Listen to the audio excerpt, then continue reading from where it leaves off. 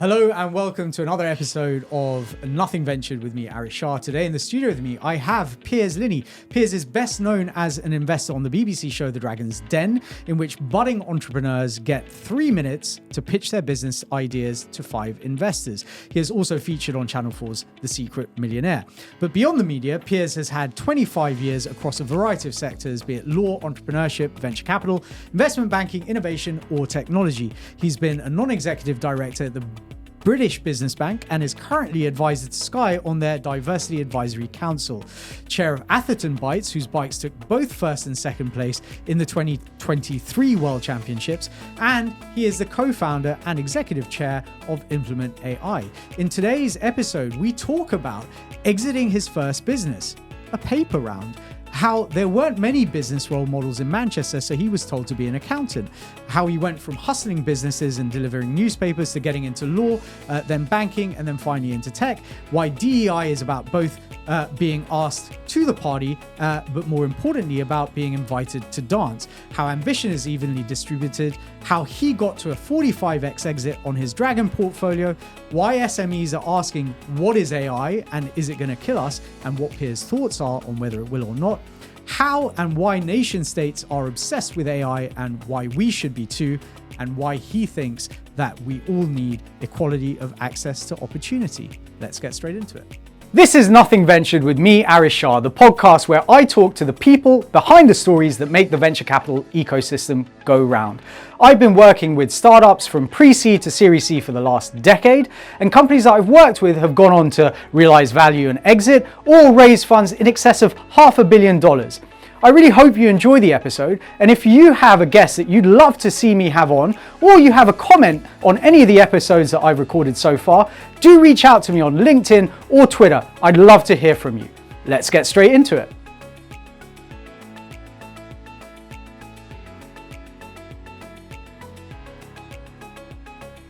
Hello and welcome to another episode of Nothing Ventured with me, Aarish Shah. Today, I'm super excited to have with me in the studio Piers Linney. Piers is best known as an investor on the BBC show The Dragon's Den. Piers, welcome to the studio. Thanks for having me. Good to see you. Really good to see you as well. Let us dive straight in. So most people this side of the pond certainly would know you from your time on Dragon's Den, which is the equivalent of Shark Tank here in the UK. But you joined the Dragons nearly 2 decades after starting your career in law, interestingly enough with a focus on VC and PE, certainly long before venture became as well, I think, as it is known in the UK today. So can you talk me through that whole journey from law into entrepreneurship and some of the lessons that you learned, some of the failures that you kind of faced, as well as some of the successes that you had? So you've got to go slightly further back in time in terms of my journey to understand why I ended up on TV, essentially. Okay. And also people often say to me, oh, you're on Dragon's Den with you. Did you get the money? I get that a lot. Yeah. So I grew up in the north of England where the Industrial Revolution started, basically. Fascinated with all the entrepreneurs of the age. But no one really knew. I said, I wanted to go into business. No one knew what the hell I was talking about, really. So I had little businesses, like I had a paper round business. So I did wholesale papers, bought them and delivered them. And then at university, I was doing things as well. I was always kind of in business. But there weren't many people like me from that kind of background, that kind of school. I went to a pretty difficult school with its difficulty, shall we say. Sure. They ended up being a lawyer in the City of London, which is equivalent to Wall Street if you're in the US, and then ended up at what was then Credit Suisse First Boston, which became Credit Suisse when it was solvent. So I became a banker. So there weren't many people like me around, especially with Caribbean heritage. And then I ended up on the list of the most influential Black Britons. And then through that, I ended up being sort of spotted by researchers, I guess, for TV opportunities. But I was always interested in business, but law, everyone said to me, you want to be in business, become an accountant. Yes, I know that. I know that story very well. Yeah. And this wasn't even my parents. They didn't have a clue, really. It was just people around me. And I thought, okay. So I looked at accounting degrees. And then I did my A-levels twice, actually, because I didn't want to do maths. So I did law at night school. Yeah. And I love law. So I ended up doing law and accounting. But my passion really was always this process of starting businesses. And then so I became a lawyer. I was on that kind of conveyor belt. But all the time, though, I had these side hustles. I hate the phrase side hustles. Right? They're businesses. Businesses, yeah. And one was like, company formation and whatever they might be, doing parties, various things. Film finance with a very good friend of mine who's gone on to be a seriously big wig in the film industry in the UK. Heads up to Brit Film, his new venture. Yeah. And so even though I was a lawyer, I had these sort of things going on. I ended up at Credit Suisse in M&A. And then the internet boom came along. And I thought, this is the time to go and get your wagon, hitch up a horse and head west. And I thought it was the only opportunity. And at the time, I'm being generic, but a lot of the internet founders were either quite wealthy, or they had access to money, or they were consultants or investment bankers, people with a bit of cash. So I thought, well, I can afford to take 2 years out now. I've made a bit of money, and I can always go back. There's always a bridge back to the city or Wall Street. And of course, this was 2000. So that bridge was very quickly, in about March 2000, incinerated. Yeah. So there was no way back. Yeah. So it's kind of like, okay, so you have to look forwards. And then from then on, really, this is like 2000. I've never worked for anyone else since, really. I've only really worked for the people probably for 3-4 years when I was in the city. Yeah, yeah.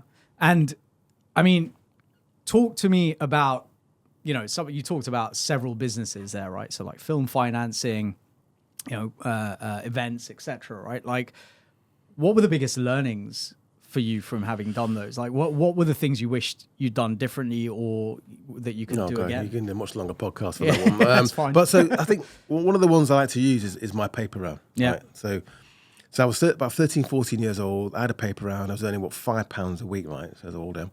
And if you were late, it was like got 50p knocked off. And I thought there's got to be a better way. And then I don't quite remember how exactly it happened, but my dad, on Sundays, they didn't deliver newspapers. Mm-hmm. He had to get out of bed and go and deliver them. And where I grew up, when it snowed, you couldn't see a car, right? So my dad is like, he's not with us anymore. My dad said, look, can you go and get the paper? So I trot down on my BMX, get this paper, bring it back, give it to my dad. He's like, doesn't have to get out of bed. Making some toast, cup of tea, there's your newspaper. And he's like, fantastic, he's like a tip. And I thought, well, hang on, so you know where this is going. So cut a long story short, I kind of spoke to all my neighbours and then flyed a broader sort of selection of the local community. I said, do you want your Sunday paper delivered?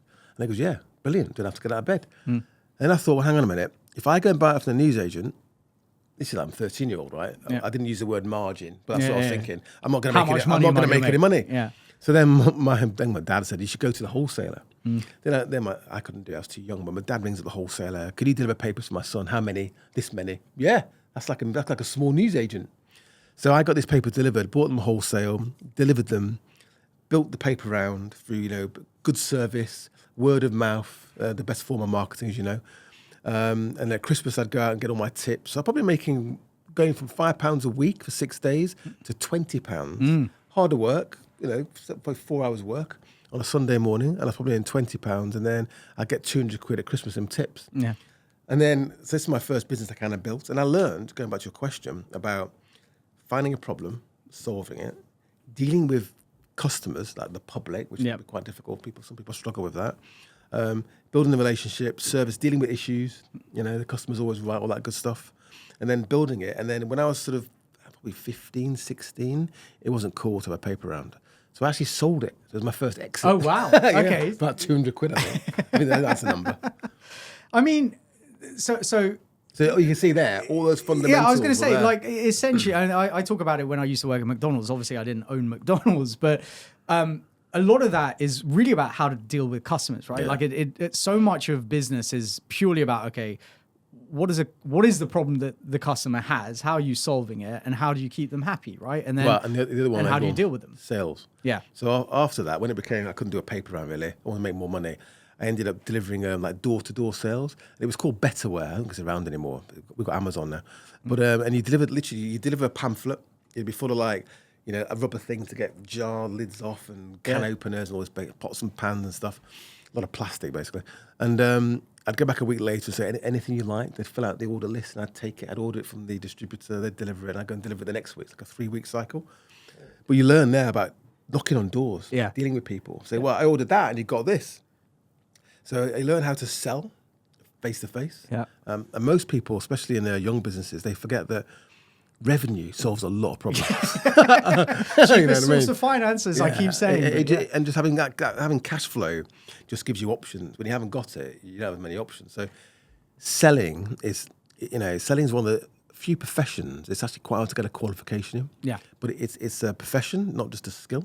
And it's something you can learn. If you're not good at it, you've got to find somebody that is. Otherwise, you are destined to fail. Yeah, yeah. I mean, I talk a lot about. I mean, you talked about the difficulty. The school that you went to, kind of the lack of kind of role models, and I had my parents, they were my role models. Yeah, which is amazing. I mean, and what did they do out of interest? My mum was a Windrush generation. Windrush is one of the first boats that came over from the Caribbean.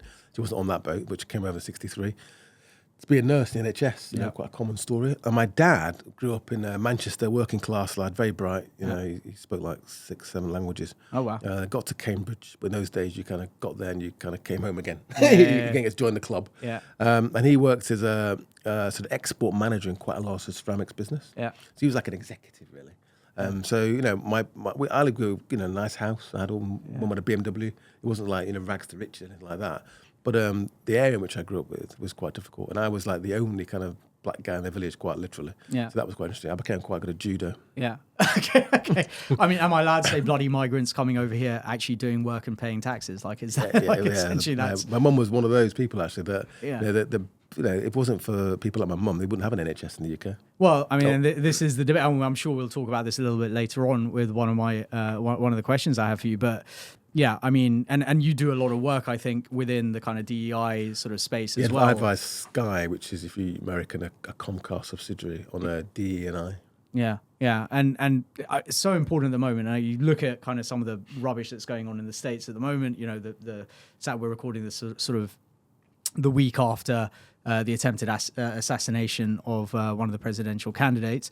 And you know, you're seeing a lot of rhetoric out there around you know, how the Secret Service failure was because of a DEI initiative, right? Because the leader of the Secret Service, you know, for that event was female or whatever. I mean, it's become actually quite a toxic. Yeah, it's become quite a toxic. I mean, like, I think generally it's become a bit of a toxic topic. And problem is DEI is toxic if you're not a minority. Yeah, exactly. You know, if you are, you know, I've got so many stories I can tell you, right? I mean, you know, even now people say, oh, you're on Dragon's Den, Shark Tank. Did you get the money? Yeah. You know, I've had that natural assumption. I've had public companies where I've gone to events and, you know, and everyone's there in the black tie and I'm wandering around going, hello, I'm Piers Linney from so-and-so. And they're like, oh, brilliant. I'll have 2 champagnes, a gin and tonic. Yeah. Right? So I've gone for my life, and one of my things why I champion diversity and inclusion. So diversity is being asked to the party, which is great. You get through the door. They've got a mechanism to invite those people in from different backgrounds and ethnicities and sexualities, you know, neurodiverse, whatever it might be, disability.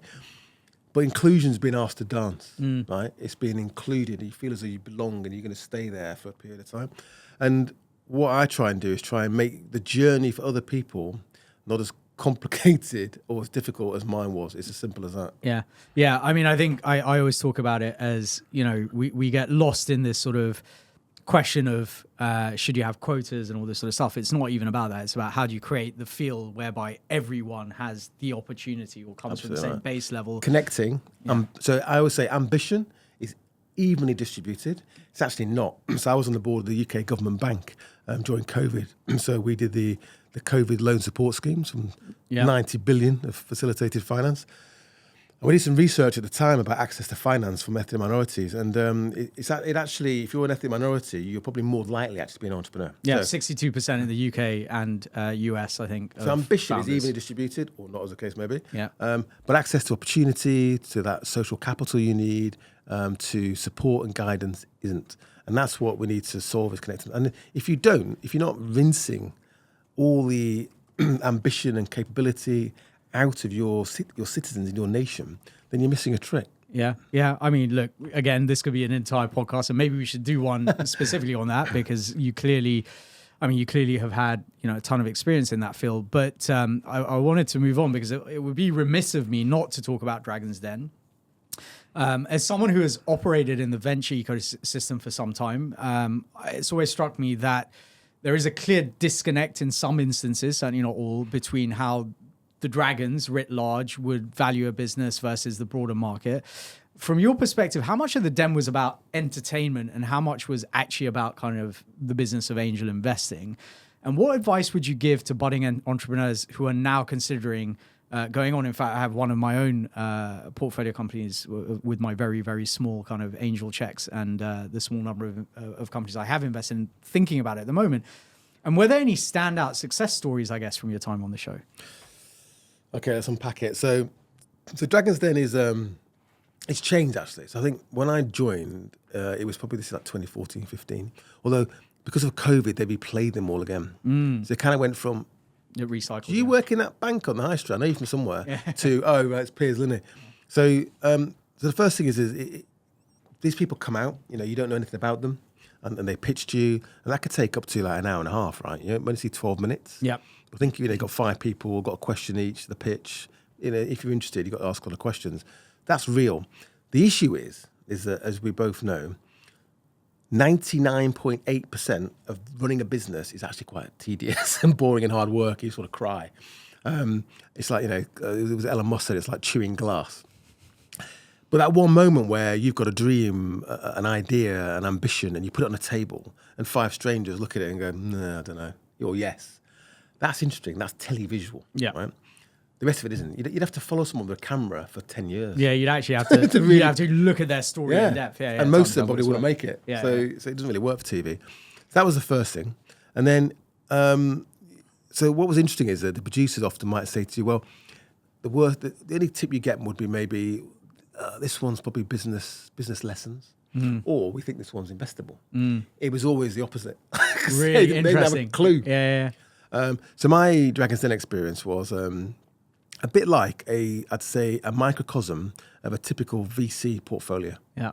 So I did 9 handshakes. Yeah. Right. 6 happened. Yeah. You do something called due due diligence. diligence. And you do have accountants and you do have lawyers. Yeah. Sometimes either they're there for the PR or they've got a better offer or it just told you that. Or you go through the diligence and something's fallen. It's just not quite what they said it was. Yeah. The 6 happened. 1 didn't work out and lost about 50 grand, I think it was. So that's 6, 1.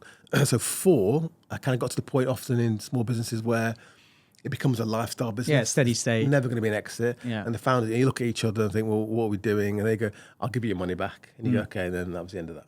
No return, really. Then I had 1, and going back to one of your questions, is the valuation. So I had 1, I was the first probably to do proper tech. So these, I can remember, I don't think they're all PhDs, but 4 Israeli guys, like PhDs, making beautiful personalized children's books. Okay. And by personalized, I don't mean that they've stuck their name in it somewhere. I mean, it zooms in from outer space to a picture of your house. Oh, amazing. Right? Yeah. And it's evolved since then as well. Yeah. So they walk in with a term sheet from a venture capital firm I know. Okay. A small one, but it's bigger now. Yeah. But then it was quite a small one, but credible. And I thought, well, hang on. You can name them, by the way. Someone's done some due diligence. These guys know what they're talking about. They've got a product. They've got sales. What's there not to like? Yeah. So I said, okay, I'll. I think it's £100,000 for 5%. They wanted 4, but I had to negotiate because you're on TV. So I got up to 5% with some option structure. And I remember in the green room, all the other dragons, not all of them, but most of them are kind of like, what are you doing? Yeah. It's about a £2 million valuation. Yeah. That's not what this is about. That deal's never going to happen. Yeah. You've asked for some options. You've got to do the deal in the den. I was like, yeah, whatever. And I was like thinking, hang on a minute, I don't really care about the percentage. It's the potential, how many X times return. What could this be worth? That's what matters. Anyway, so the guys built the business, raised some money. I think Google put some money in even. Google Ventures.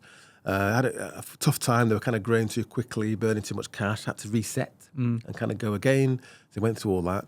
And the number's not public, but they sold it to a very large private equity fund. Okay. And they've kind of gone again. Yeah. They made millions of pounds. And I got a 45x. That's not bad. Yeah. So you can probably reverse engineer that. But, so I did quite well out of Dragon's Den. But it is like a VC portfolio. Yeah. So some fail. A lot become, it's not very nice. It's called the living dead. You can't get... zombies. They won't grow. They won't zombies. They won't grow. They won't die. And then you get one that returns the fund. Yeah.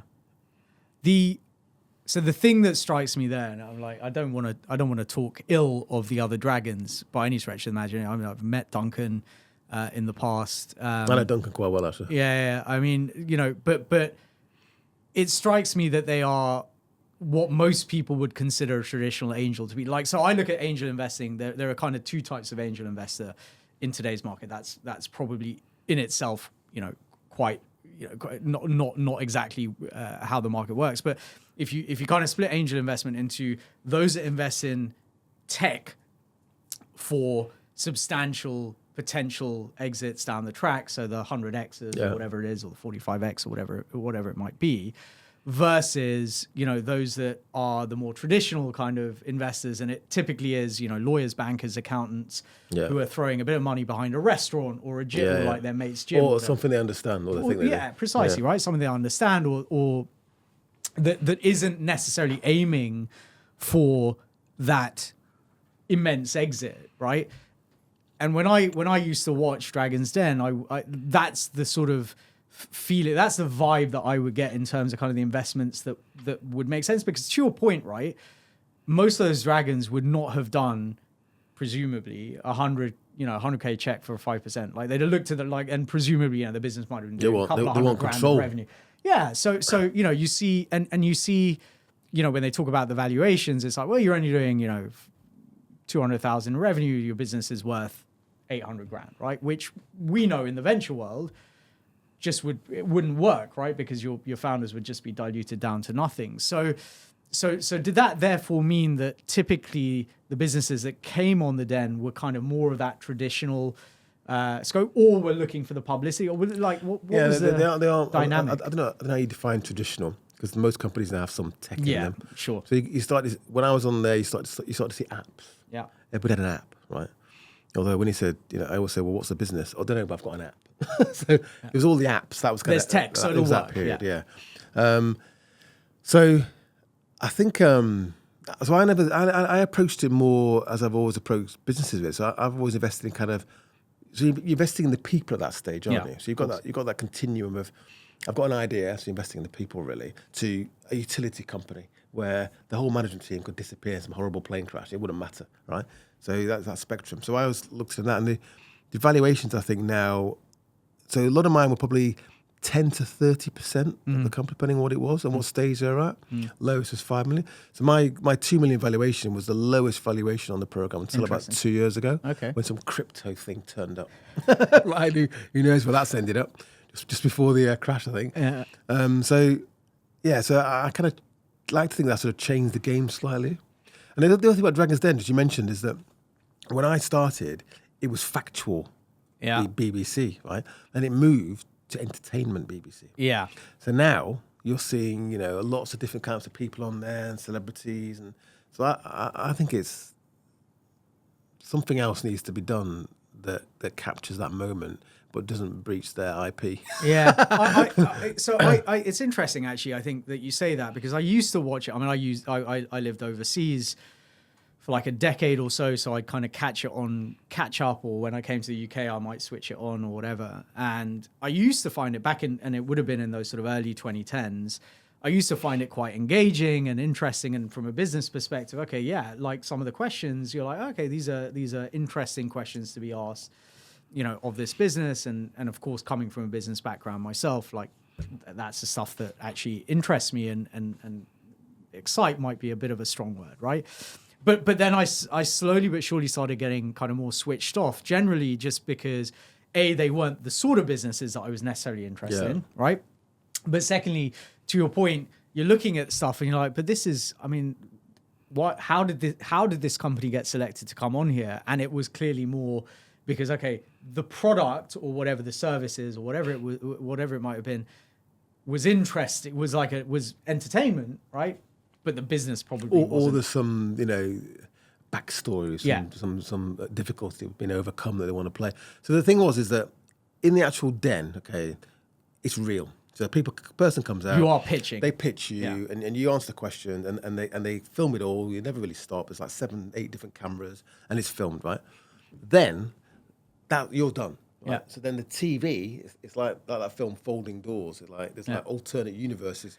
So the producers take it away and go, right, how do we make that into a TV program? Got it. So it might be that Piers hasn't invested because, Terry started crying and he doesn't like the brand. I may have said that once and edited it.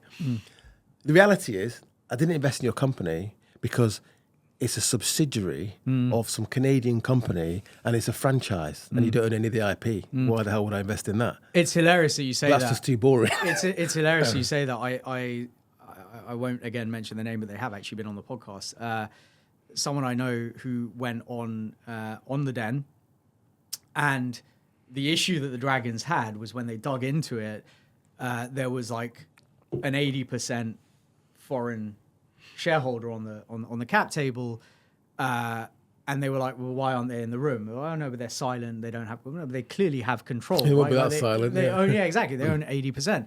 And that was a lesson for that founder, was like, okay, the optics matter, and actually your cap Or you table weren't EAS eligible, yeah. which is a technical thing in the UK. Yeah. But it's a tax break. So if you can't get that, was that something that, that's interesting. Was that something that the Dragons would think about? No, I don't think it was a driving force, Yeah. but it was definitely there. a nice to because have. if you're in the UK, I don't know, it's changed now, but then it was if you get SEIS, Yeah, you get half your money back off the government, yeah. assuming you paid enough tax. Yeah. Well, yeah. Wouldn't we all love to get half of our money back off the government? And I guess the final question on the Dragons Den, I guess, is like, how much did you guys act in concert? I mean, it seems from the show that predominantly, once one or two dragons fell or declined deal, like often others would follow, but equally, like some of the moments on the show were where one dragon goes against the kind of general trend of the other. Yeah, so there's kind of like, so you're making a TV program, right? So you want to play up to come a little bit, but you want to keep it real. But the competition for something interesting is real. Really? Because I'm going to invest £500,000 or something in this series, and you want to invest it in the ones that got the most likelihood of getting some of it back. Yeah. So when it's interesting and they're there, you think, Everyone wants to be, yeah. I wanna go So there. all the dragons were essentially, they were putting money down. You're fighting your own corner, yeah. Yeah. So I guess from the Dragons' perspective, they weren't just there to be on the telly. Well, I mean, obviously there was They're a part to of the that. telly. I mean, Yeah. I got asked. I did a program called The Secret Millionaire. Yeah. If you know that one. Yeah. Which is a bit like Undercover Boss in a way, where you sort of go into a community, no one knows who you are, and you come out and start writing checks for charities, basically. And I got spotted because of that. So I kind of knew that I wasn't sure about doing Dragon's Den. And there's a little story there. So I was away with Sir Richard Branson, to drop a name, in his private game reserve, Ulusaba in the Kruger National Park. Yeah. And I was being chased by the Dragon's Den producer saying, are you going to do it or not? We need to know. And I was like, I don't know. Business, media, how do you mix the two together? Who should I talk to? So obvious answer, Sir Richard and I have a chat over a Corona. And he goes, you should do it. There's no one like you on TV. You'd be good at it, blah, blah, blah, blah. Screw it, just do it. Can I just say, Corona does not sound like a Mancunian beer that you should be drinking. I do like Coronas. I also like it because the guy, when he passed away, he gave everyone in his village $1 million. That's really? a great story. That's an amazing story. Yeah. He's a billionaire. So Richard says, screw it, just do it, go and do it. And I said, okay, great, thank you. Picked up my beer and started to walk off. And he said, come back here, bring the producers back and tell them you're in. That's where I ended up on Dragon's Den. So I ended up there really because I was surprised to be asked, to be quite frank. And then there was no one really like me on TV. So I was going to do it really to just to be a role model, but also I knew it was an opportunity. But I've always been really B2B. So you couldn't look at me and go, oh, he's got that company up on the high street. I'll go and buy it. Yeah, there's not that consumer kind of, which Peter Jones, I think, unless had you watch quite the a lot TV, you think, what I need is some cloud infrastructure. So it didn't really help me in that respect, really. Yeah. But, I wouldn't be sat here with you if I hadn't been on Dragon's Den. So it's opened doors, and I wouldn't have been aboard a British Business Bank, probably. Yeah. Because I've got this sort of Well, profile. we can talk about that as well. Yeah. No, look, and I mean, any of us that kind of do things that put us out there, it isn't about the being put out there. It is about the doors that it opens, the relationships you build, and what you can do with it, right? Which I think is massively important. To your point, like, you wouldn't be sitting here, I wouldn't be sitting with you. A, had you not been on Dragon's Den, but B, had we not had, Alok in common, right? Who's your co-founder at Implement Is that how AI. you say his name? I mean, I don't know if that's how he says his name. That's how I'd say his okay. name. It's either Alok or I Alok, call him depending on Alok. how Indian you want to get about it, Yeah. I guess, right? So look, let's move on from the Den, because again, I think that was actually quite a small portion of your life, but obviously with some outsized impact, right? But you've moved on quite. I mean, it's over a decade since you're on the So just program. on that, so I've got a only mentor I've ever really had, I wouldn't say it's a formal mentor, is a chap called Sir Ken Alissa, who's a Law Lieutenant at Greater London, looks after the royal family when they're out in London. Amazing. And he said to me after Dragon's Den, he said, right, you've got two options here. You can go down the celebrity route and go to the opening of a fridge and an envelope, or you can be more serious. So I went down the kind of serious route. So I became trustee of Nesta, the UK's largest innovation foundation, 600 million, on the board for 6 years. Then I was on the board of the government bank for 4 years during COVID. So this kind of, stuff that I think was meaningful. So it's been a longer arc, But eventually, More I think it's meaningful. come good because I don't Yeah. feel as I'm defined by Dragon's Den. Yeah. It's just something that was part of my history. Yeah, it is a node in the journey of Piers Linney, right? So I mean, look, so moving on, talking about implement AI, you and I have previously spoken about why it's very much of the moment, right? Like we did a presentation to a room full of people talking about kind of how SMEs could start thinking about this, right? And this was, I think, a year ago now, and it was it was just as people were starting to figure out where AI sort of fit into their lives, if at all, right? But unlike most tech businesses that are trying to build completely new AI products, right? Implement is about helping SMEs integrate AI into their businesses. So what is your take on what SMEs should be doing today? And what is the risk from your perspective of them sitting on their hands? Yeah, there's a clue in the name. We thought long and hard about the branding and called it Implement AI. So essentially, Alok and I met probably 4 or 5 years ago, actually. I did a podcast for a big UK bank called NatWest. And he was one of my guests. And we kept chatting now and then and, about business. And we bumped into each other randomly and when he was in the country, because he lives in Portugal, in Lisbon. And is a dentist. And he's a dentist. So he was looking at machine learning to work out how to, sort of fit things into your mouth, essentially, and understand what's going on in your mouth. And then we got talking, and then he had a business looking at sort of kind of AI training. And I sort of said, well, this is bigger than the internet, right? So I'm looking at getting into this in a big way. Yeah. Well, it's the last platform in terms of human involvement, I think. And we got talking, and we said, let's just get on with it. So we started Implement AI about 18 months ago. And 6 months was kind of like, we knew the why, we didn't know the how or the what. So we started talking to people. This is the best way to start businesses often. We talked to people who came to us and said, what's AI and is it going to kill us? So you'd have these conversations about what it is and what it's capable of. And they'd say, that's really interesting, actually. Can you show us? So now we're into pilots and MVPs. So you do the pilot MVP, look, it can do this, and there's the ROI, and they go, oh, that's really good. But we want it. You go, oh, okay. So now you're into developing an industrialized solution that can be deployed by businesses into mission critical stuff. And okay, then you start deploying them. But we're still doing quite a few different things. So Alok, to be fair to him, doing quite a lot of work on what's the why. We've got to know the why, what's the how and the what. And where we've kind of come out is that organizations have human resource, right? It's one of the biggest costs, right? And you know that it can be quite hard in many sectors that as your revenue grows, it's like a linear relationship, essentially. And if you can break that, or at least, augment. Which is what most software tries to do, right? Exactly. That. But SaaS, though, is still very much, there's a human and cognitive labor pulling levers and pressing buttons and putting stuff in and, all this kind of API and Zapier and Make, it kind of works, but it's still often a human just making this thing work. And we looked at it and thought, right, actually, what you can do is augment humans with AIs. So an AI today, and by AI I mean it's still a tool, right? It's like a toaster. It's not AGI. It's not recursive. It's not self-reflective. We're not there yet, right? Yeah. It's a tool. It's software. So it's very good though at replicating and displacing knowledge work and cognitive labor. Very, very good at it. Yeah, very scared. Yeah, it is very good at it. And it's only going to get better. Yeah. So the first thing is, don't build your business around AI today. Think about AI is going to be in 12, 24, 36 months, essentially, and start there. So we thought, right, we can deploy AI agents that work with humans. So a job, can't do a job yet. A job has goals, and to achieve the goals, you have tasks. Now, a lot of those tasks are repetitive, they're mundane, people don't want to do it. So I think that attracting talent in the future, part of the secret is going to be you've automated all the stuff they don't want to do. So they get to do more meaningful work. So you're augmenting humans to be better, more productive, more efficient. So that means you need fewer of them, which is a whole different podcast about where that's going. Yep. Okay. Well, then we get into UBI and how do people maintain lives? Yeah. There's an arc of opportunity. There's a complexity in terms of what we're all going to be doing. Because people said knowledge workers, it's going to be admin assistants and low-level jobs, if we can call it that.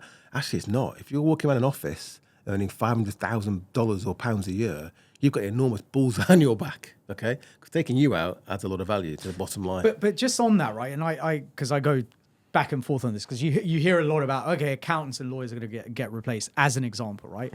But the way I think about it is an AI agent can learn from a corpus of material, but so much of what a lawyer, as you know, and what an accountant or someone in finance does, it isn't actually necessarily rules based. It is intuition and gut based, right? Yeah. Like a lot of what you do as either a lawyer or like in finance, as an example, one of the businesses I worked with, I looked at the revenue. I was like, hold on a second, you guys are treating all of this as agency. Well, actually, you're the principal in this transaction. So your revenue, actually, the revenue that you can report is 5x what you have been reporting, and that actually set them on a really strong trajectory, because now they were showing much larger revenues than they previously had. And all that took was me calling up the auditor and saying, look, this is what I'm going to argue. Are you agreed with it? And they were like, yeah, that's fine. But that only comes from knowledge. The problem I see, and to your point, right, you're augmenting humans. Problem I see, or the potential problem I see, is in these industries, maybe I don't know much about where law is tracking, but the accountancy profession, as an example, is seeing fewer and fewer people entering the profession year on year because it is just considered not particularly interesting, not particularly sexy. So there isn't actually this sort of on-ramp for incoming people to build that knowledge and experience, such that at the other end, and maybe by the time they would have got there, the AI is so good that actually it wouldn't make a difference. But I don't quite see that, because you always want a human in that decision making process. There are just going to be fewer people able to make those really core, strong decisions, because they won't have come through that experience ramp, right? So yes, I agree that there is a target on the back of people like me, but to some extent, I think that target is a little bit smaller than it's being made out. Right. So you fall into one trap, which you kind of nearly avoided at the end, is you're thinking of AI today. Yeah, no, I get it. Yeah. Right. So that's one thing. It will evolve. What you did say, which I completely agree with, is that, and the way I think of it is a pyramid. So there's a pyramid of labor, right? And it's a lot of it's been human. It was physical labor, engine, machines, electricity, all that stuff. And then it's cognitive labor. So we value cognitive labor highly, right? Accountants, lawyers, hedge fund managers, right? And the point is that pyramid of knowledge work, labor, is being replaced or filled with technology. Yeah, which is fine. From the transaction So there yeah, going back to your example, the analysis that you did to enable you to see that insight and come to that conclusion and have that conversation with that client based on what you know about their goals and aspirations, that analysis you probably did yourself, whereas in the future you won't have to do that. Yep. So we have to migrate to the top of this pyramid. Now that triangle at the top's getting smaller, but we have to migrate to the top in terms of add that value. So adding more EQ, not IQ. Yep. Because the value of IQ and the cost of IQ is going to zero. This is interesting. I'm going to be recording a podcast with the PhDs, built a couple of AI businesses in the past. I'm going to butcher this, right? But he says intelligence is knowing that tomato is a fruit. Wisdom is knowing not to put it in a fruit salad, right? So it's we're at the intelligence layer at the moment. It knows what stuff is. Once we get to that wisdom layer, where it's actually able to essentially have that conversation, whether it's with itself or someone else. That will come. Yeah. Right. Wisdom, all that stuff. So going back to, you've got we have two types of agent really. So one is interactive, humans in the loop, helping you do stuff, talking to customers, interact with humans, right? But then you've got the ones that are in the background. So these are what we call embedded agents. So these are doing things that humans can't do. So things like, or faster than humans can do. Faster than humans. And Alot has this great couple of slides I always use, where it's like you've got a dark room, there's a few little glimpses of light you can see, and suddenly you turn on your spectral vision or night vision, or your infrared, and suddenly you can see people, shapes, all sorts of stuff going on. And that's what it allows you to do, is to see things and find the unknown unknowns. And if you can see things that other people can't, you can react to them in terms of how you engage with customers, how you develop your product or your service, and that's a competitive advantage. Yeah. So these are doing things like, we do a lot of voice stuff, so call recording. You've got companies that have people that are paid to listen to phone calls and make notes, right? That could be fully automated. I mean, more of that, yeah. The concept of humans answering phones in call centers. I did a post on LinkedIn saying call centers will be going away by 2026, and it went viral. And I had a guy, he's like a call center YouTuber who knew they existed. And he's like, I'm going to call this AI. Yeah, I'm going to call this AI right now live. Let's go. And I was thinking, oh no, where's this going to go? I was watching. Yeah. And he has this conversation with this AI. And you can see at the end of it, it was like Oh, shit. serious case of cognitive dissonance. Yeah. And you can see him at the end of it. And to be fair to him, he sort of went, that was pretty good. Yeah. You can see the blood draining out of his face. Because, in complex requirements, to sell something of high value or there's a really complicated issue, you could need a human for the time being. Not necessarily. So I was at a supper club, sat next to a founder. She's built essentially a chatbot that will negotiate a discount online, right? So usual story is. And you're not going to buy a custom built. Oh, you're not going to buy a lot, or a Lamborghini Urus with an yeah, agent, right? yeah, So yeah. that's what I mean. But 60, 70, 80% of those conversations, those interactions will be completely automated. You don't need a building, rates, lights, heating, desks, headsets, calls, people, holidays, sickness. It'll just be in the cloud. Yeah. I mean, I'm definitely not an AI doomer. I think there is so much potential in it. And I think, the fact that you guys are... It's the most exciting thing. Yeah. I can't sleep at night sometimes. Yeah. Because I'm sitting there thinking, all right, we could do this now as well and do that. But the point that what we try and do though is make it real. There's so much noise. And for SMEs specifically, right? Who don't necessarily, they're not sitting there with a ton of engineers in the office. They haven't got an innovation budget. Yeah. So you turn up and say, do you want innovative AI? And I don't have a person to run it. I haven't got a project manager. I haven't really got a budget for that. So we have this like pyramid, right? We have optimize.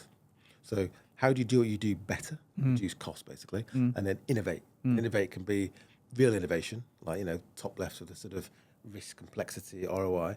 But also innovation can just be doing things that you've not been able to do before, like call people at weekends or take calls at weekends, because now an AI can do it rather than you paying to have 6 people in office overnight. Yeah, yeah. Or having to set up a call center in the Philippines or in India or wherever it is, right? And manage it. Yeah, I mean, from my slightly narrow viewpoint within kind of the finance field, like very clearly the thing that I'm waiting for is like fully automated bookkeeping, right? And where we've had OCR, so you've got machines that are able to read a document and part process it, right? But it's not fully processed. I think we will get fairly quickly to a place where bookkeeping is if you've got, as you said, that if you've got the information, the payments, things coming in and out. It's rules based. It's rules based. It is fully rules based. It should be completely. Yeah. As long as you set up those rules sort of initially, and even it's not really intelligence. Yeah, and it's rules based. But actually, again, like with accounting, there are often things where does it go in this bucket or that bucket, right?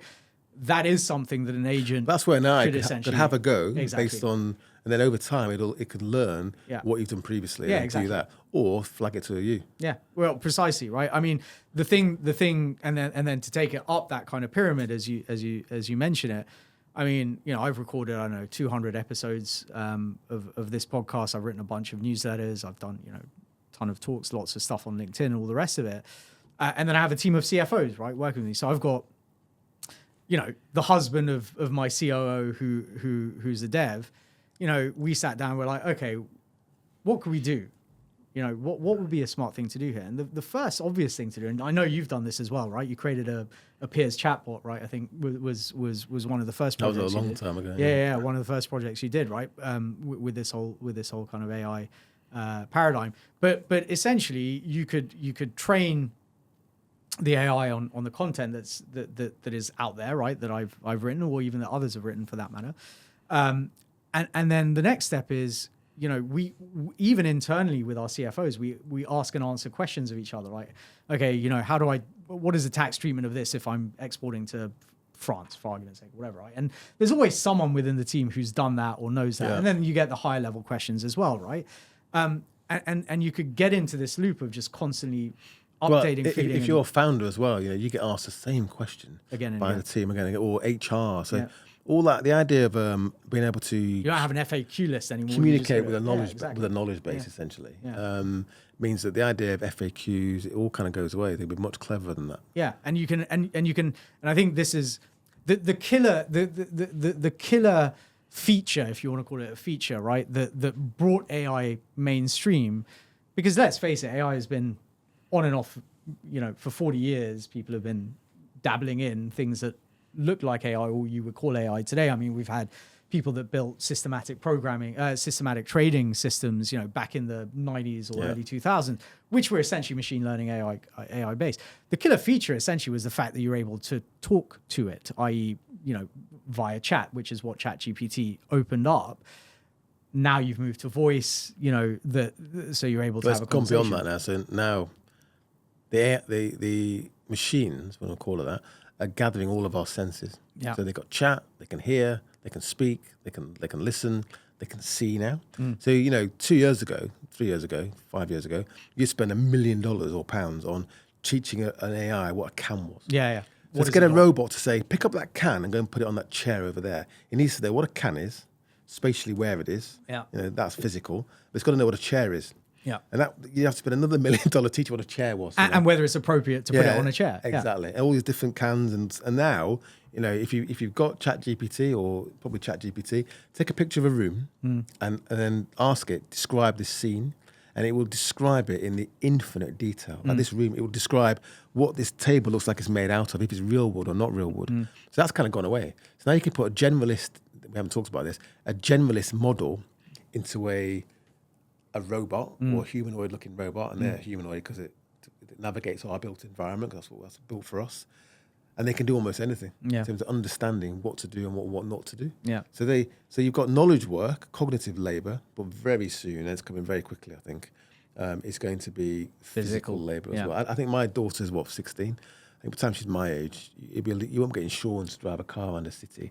You won't get insurance. Can't get it today, to be honest. Well, she'll be a bit older though, and you won't get insurance to have a human on a building site. Yeah. It won't make any sense. Yeah. No, I mean, there's two things I would say. So I have two daughters, one's 23, one's 16. I've said this time and time again on the podcast. Like, I've told them the world of work that my younger daughter will enter will look nothing like the world of work today. In fact, she's currently about to do her equivalent of A level. She's doing IB diploma. She's like, I don't know what to do at university. I said, don't sweat it, because it won't make a difference, because things will have moved. Well, my son, I've got a son, and he was, learning to code. And he spent probably a year doing all these code courses, and he was doing really well with JavaScript, a bit of Python. And I was like, if you learn to code, you'll never be able to work. Yeah. He's like, oh yeah, I'm going to learn to code. Yeah. And then about a year ago, he's kind of like, I'm not sure about this coding because of AI. Yeah. I was kind of like, oh no, you should learn to code. It's good. Do Python, because that's quite helpful. And that kind of. He's like, right. Now I'm saying to him, don't learn to code. It's a complete waste of time. But you can just get Copilot to write it for you. So why? And that's now. Imagine it in 3 years. So in the future, a couple of things people don't really understand is, it's like Star Trek. You will talk to technology and say, I want an application that does this. It will write the code. It will provide a UI. You'll try it and go, no, I don't like that. It needs to do this, this, and this. It'll go, okay. It'll just change the code until you iterate it until it does what you want. Yeah. So everybody will be able to create their own software as a service. Hosted in the cloud.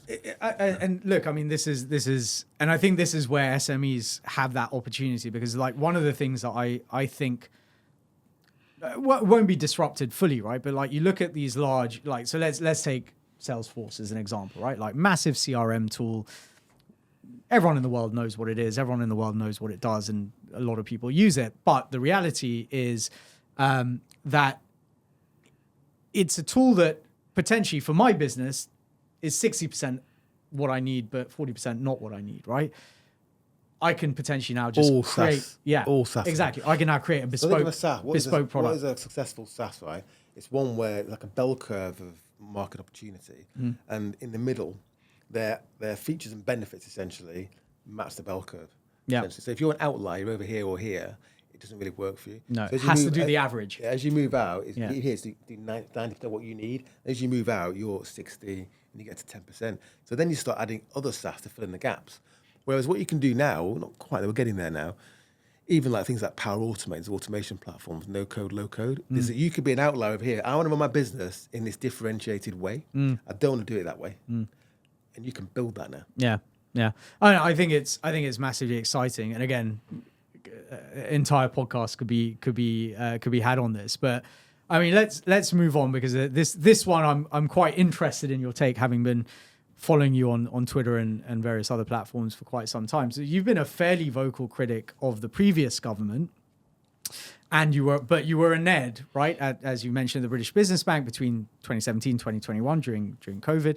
And what do you hope to see from the new government specifically on tech, venture, angel? Because there's a lot of noise about what they're going to do with, let's say, carried interest on private equity, the EIS kind of rules change next year potentially, or I think due to EU state aid regulations would have to come to an end and need to be extended, etc. So where do you see the ecosystem heading? And even more specifically, you have said that ambition is evenly distributed, but access to financial capital, social capital, support, guidance, and the networks needed to succeed isn't. Your mission is to empower, educate, and inspire others to pursue their goals and dreams augmented by technology. So how can we, and more specifically, the government get better at this and empower that? Wow, you need like 4 different podcasts. I do. Trying.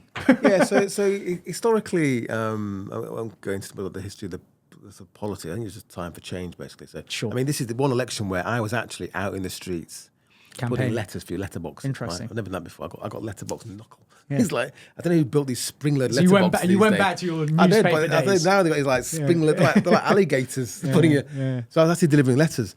So hopefully the time for change. But the point is that so you use technology as a way to do this. So I think that you can augment yourself using artificial intelligence, technology generally, but AI especially, to be better at what you do, to have a sidekick, someone you can talk to, someone you can throw your ideas at, and it's insane. I do lots of keynotes, and I always ask the room, who uses Claude AI or ChatGPT or even Gemini themselves to augment yourself? And about 5% put the hand up, 5% in the room. I'm like, it's like being pushed into a cage fight, right, with this massive kickboxer, and you've never done it before in your life, and it's a fight to the death. And someone says, you can take Iron Man. And you go, nah, I don't know how it works. It's like that. What the hell are you doing? So that's the first thing. The second level is organizations across all sectors. Is you should be using this technology to sort of augment yourself, maximize revenue growth, minimize your costs, more margin, more wealth creation, basically.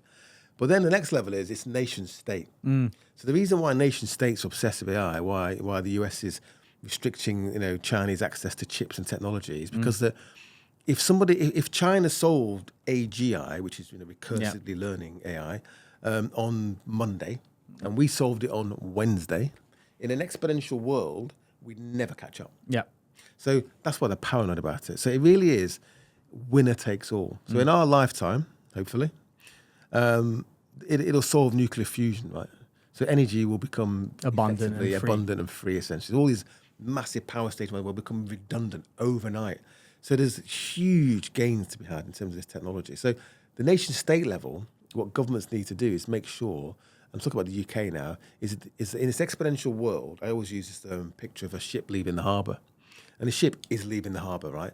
I spent 15 years of my life, probably 12 years, trying to sell cloud technology, unified comms in the cloud. And I do keynotes today about transitioning to the cloud. I use the same notes I used 10 years ago. It's the same keynote, basically. Yeah. Just change the name to protect the innocent. And then AI is not going to be the same. If you're not using this technology within 3 years, you're doomed because you won't be able to catch up. And so, but what does that mean, therefore, for let's talk about the UK government, right, with their ambitions for for building houses, for supercharging the economy, obviously. So you've got tech. Comes in that. So you've got tech. They've got to make sure that we're enabled, that this economy doesn't get left behind in this technological sort of evolution, which will be the last industrial revolution, essentially. So that's the first thing. And then you've got all the other stuff, which is that's not going to help you build more houses. But it's a question of actually looking at a nation state and focusing on its citizens, not your career.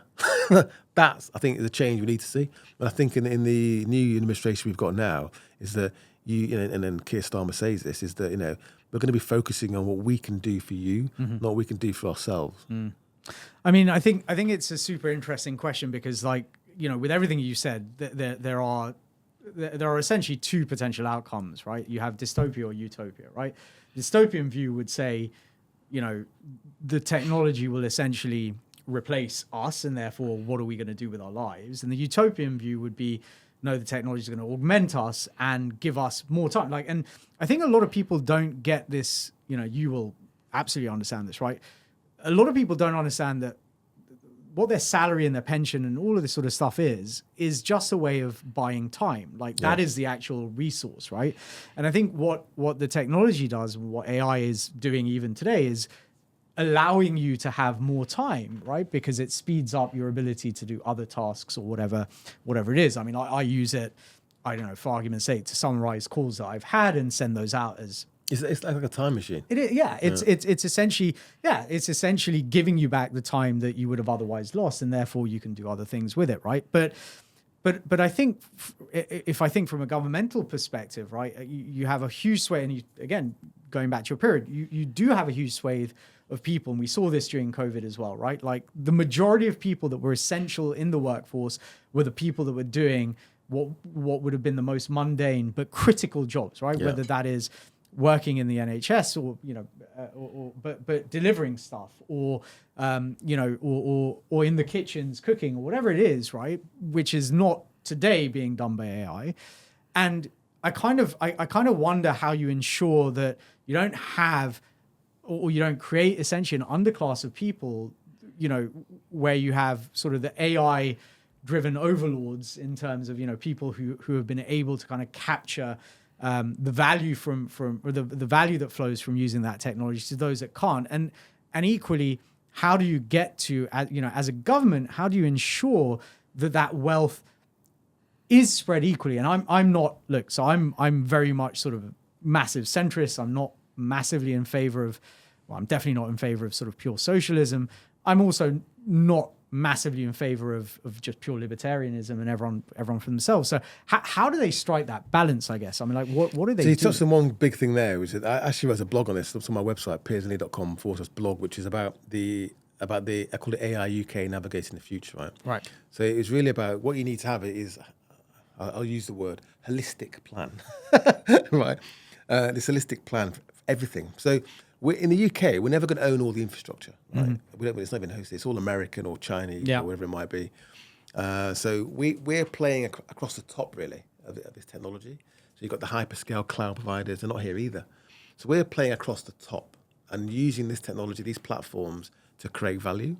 But we as a nation, and our sovereign wealth fund, which is probably slightly different structure than the one they've announced, should be investing in the infrastructure. Have they announced? Sorry, I must have missed that one. Yeah, the sovereign wealth fund, but it's more about sort of UK investment infrastructure. Was this the GB Energy one? No, that's a different one. That's a different one. Okay, there's more. The King's Speech is all there. But, but we want to make sure that we're investing, a bit like Norway's doing. Yeah. That we're investing in these infrastructure plays to make sure that as they expand and grow and when value is created, which will no doubtly happen, is that we've got a stake in it that is distributed across the nation. So that's something that they need to make sure that actually happens. The other one's education. Yep. Is understanding technology, how to use it. Which comes back to the kind of DEI conversation. Well, like if everyone has that. Well, one of the big issues you touched on there is increased wealth concentration. Yeah. So we all end up working for Mark Zuckerberg, Elon Musk, all the usual suspects, and then Bezos.